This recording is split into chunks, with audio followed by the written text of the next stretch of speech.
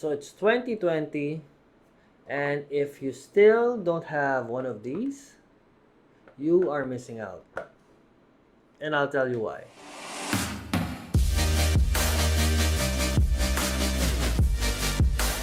So I recently bought a pair of Lasco bulbs to add to my home automation setup.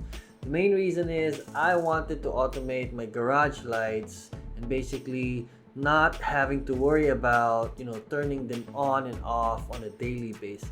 So I got the Lasco RGB Smart Bulb, which costs around 650 pesos to do the job. By the way, if you don't know Lasco, they're a local company founded by Jefferson Lasco back in 2016.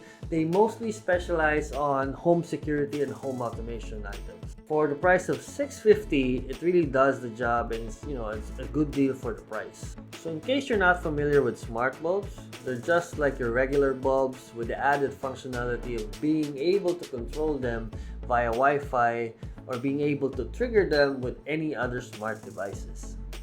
So in this video, we're going to do a full review of the Lasco Smart Bulb, maybe help you decide if this is something that you need, or maybe even convince you to buy one and finally have one within your home.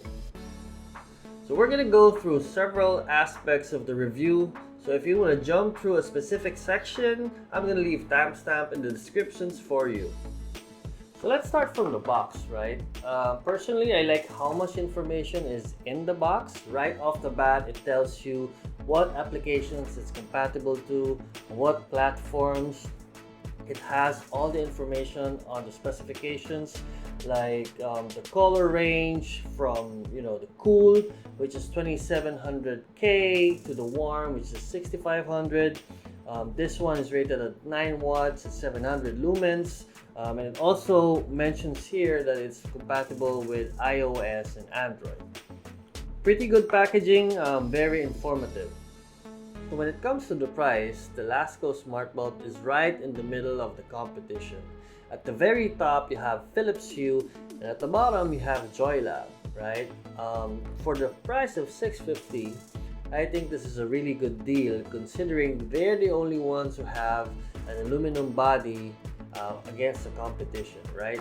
This helps dissipate heat, and ultimately this will help with the lifespan of the product. So here's a quick look side by side comparing Lasco to some of the other brands out there. Take note of the warranty. The warranty ranges from a year to all the way down to 7 days, and some of them don't even accept replacements. So that's something you have to keep in mind when purchasing this product as well. Okay, so now let's move into the unboxing experience.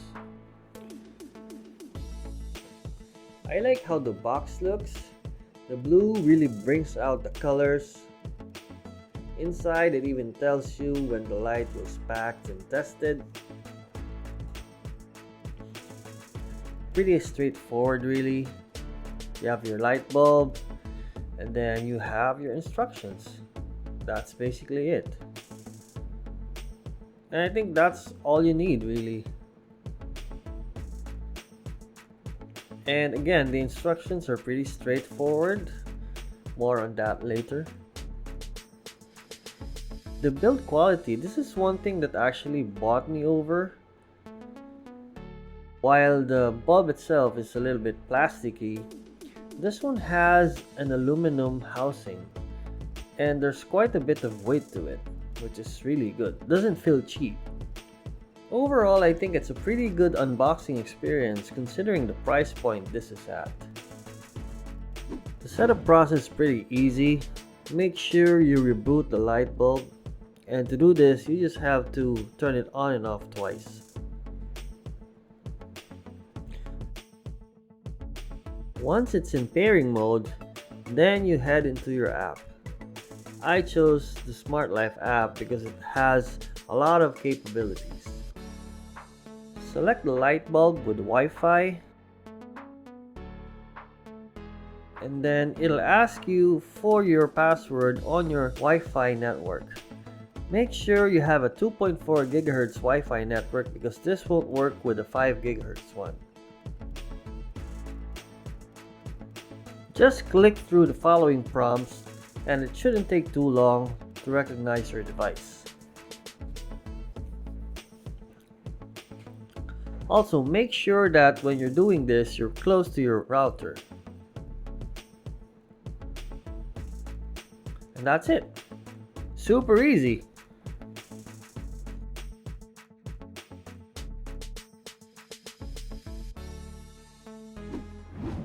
Okay, so now let's get into the application controls. You can actually turn the lights on and off using the Smart Life application. And when it turns on, it doesn't turn on abruptly, it does it in a gradual manner, which is actually nice. From here, you can actually change the brightness and the color temperature. Say if you want to relax a bit, you can change it to somewhere that it's warmer. And if you want to be productive, you can actually change it to be like a cool blue light. That'll help you focus more. You can also change the brightness depending on how bright you want it to be. That's also an option. And then we can move on to the RGB lights. RGB features. This is where you can really choose any colors you want, really. You know, you can start from red if you want that, or you know, purple, blue, light blue, anything really, any color. You can set it up here. And it also has an option to change the brightness. So say for example you want to go light blue and then change the brightness a little bit. And then there's also the hue. In this case it's already turning it to sort of a purpley color. But you get the idea, right? I mean, there's a full range of customization here. Then also you have the scenes. This one has a couple of scenes. I haven't really gone through and you know tinkered with them, but there's a lot of options here. There's a night light. There's also reading light, working. So I guess this is your cool blue light, relax. There's a lot of options here, and the good thing is you can actually customize them. So for example, I wanted to maybe put on something that changes colors quickly, I could do that. Or you know, I can even set it to something that'll slowly change colors. I can go inside and edit it. I can choose the colors I want, and then I can choose the speed that I want it to change to. So say we don't want it to change to some of the brighter colors. We just want it changing using the blue colors, shades of blue. So that's also an option. Let's see how that goes. Yeah, that's kind of relaxing, right? Yeah, so there's that option too. And it doesn't stop there, actually. It also has an option that, you know, it responds to music. So if we put it like this, it should change when it hears something. So let's try to play something. Let's see if it actually reacts to it. Normally it should. Let's see what I have here. Okay.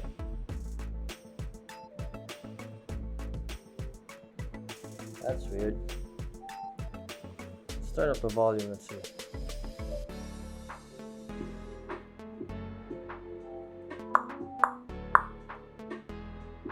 Well, that actually doesn't work. I guess in this phone it doesn't work, but you get the idea, right?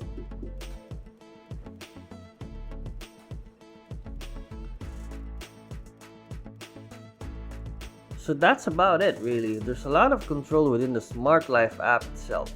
So you can really do a lot of things here. So what you want to do to start your automation is actually go to Smart within your Smart Life app. It's actually here at the bottom. So go here, and there are several ways you can actually use this. You can choose to add a tap to run automation. So that what that will do is that will include your smart light to run with whatever you trigger. For example, launch tap to run. You select several devices. I have several here. So if you want to start this light, turn this on, or you can turn it off depending on what you want to do. And this one turns off, turns on as well.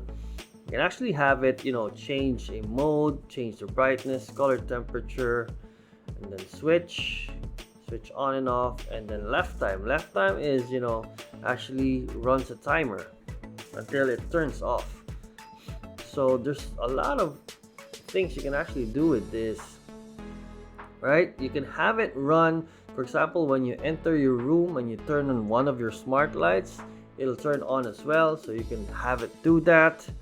And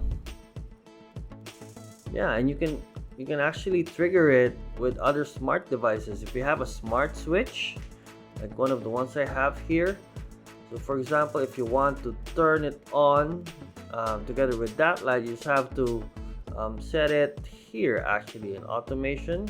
So if you create a new one, you can choose it here when device status changes. And there's a lot of things that can actually trigger this.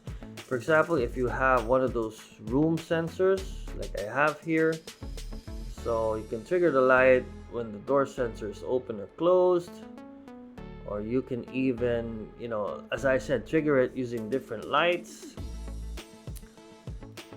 And even with the trigger it when another Lasco light is doing something. For example, if the mode is set to dazzling lights, then the other light will trigger. So there's really limitless options here, right? Aside from that, you can also trigger it when the weather changes. So this one has a built-in weather notification, I guess. You can also trigger it when your location changes. For example, if you leave the house, you want it to change colors. If you arrive, you want it to change colors as well, or turn it on or off, or maybe turn on a scene. You can do that. Yeah, I mostly just use the schedule, right? Because I'm just lazy. I just wanted to turn on at night and turn off in the morning. So that's basically my use for it. And no, actually another use that I use it for is actually to function as an alarm, right? So what I do is I set one of the scenes, for example this one, I would set the scene to dazzling, and I'll set it to 2 colors really. So it'll be like,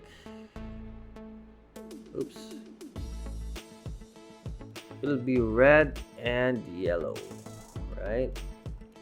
And that would be looking annoying, right? Yeah, so that's annoying. Yeah, and have it, so basically the automation is if it's 12 midnight and I have closed the door in my PC room, it'll trigger this alarm, right? It'll trigger the garage alarm. So when that turns on, whenever the room or the window is open, it'll change the lights to do that, right? So basically the function is if someone tries to enter my room, if I have the alarm on, then it'll start changing the lights from red to yellow. At least that's what I have so far. Okay, I hope that kind of explains it. So in conclusion, for me, this is a really good purchase.